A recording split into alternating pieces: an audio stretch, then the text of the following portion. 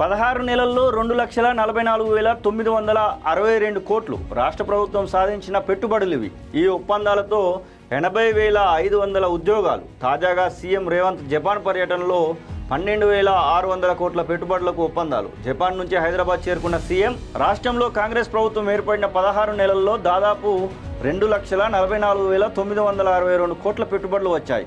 గత ఏడాది జనవరిలో స్విట్జర్లాండ్లోని దావోస్లో జరిగిన ప్రపంచ ఆర్థిక వేదిక సదస్సులో తెలంగాణ రాష్ట్ర ప్రభుత్వం 40,000 కోట్ల పెట్టుబడులను ఆకర్షించగా ఈ ఏడాది దావోస్ సదస్సులో అంతకంటే 3 రెట్లు అధికంగా 1,78,000 కోట్ల రూపాయల పెట్టుబడులకు ఒప్పందాలు కుదిరాయి. తద్వారా 50,000 ఉద్యోగాలు అందుబాటులోకి రానున్నాయి. అమెరికా, దక్షిణ కొరియా, సింగపూర్ పర్యటనలో భాగంగా 14,900 కోట్ల మేర పెట్టుబడులను సాధించారు.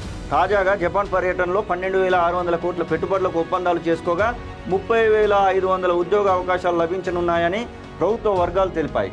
అటు దుద్దిర్ల శ్రీధర్ బాబు పరిశ్రమల శాఖ మంత్రి, ఐటీ మినిస్టర్, వారికి హ్యాట్సాప్ చెప్పాల్సిందే. తెలంగాణ రాష్ట్ర ముఖ్యమంత్రి కూడా హ్యాట్సాప్ చెప్పాల్సిందే. గతంలో ఉన్నటువంటి కేటీఆర్తో పోల్చుకుంటే ఇది గొప్ప విషయమే. ఆయన పోయి డామ్ డామ్ అని చెప్పుకునేది, వీళ్ళేమో పోతున్నారు, పని చేసుకుంటున్నారు, వస్తున్నారు.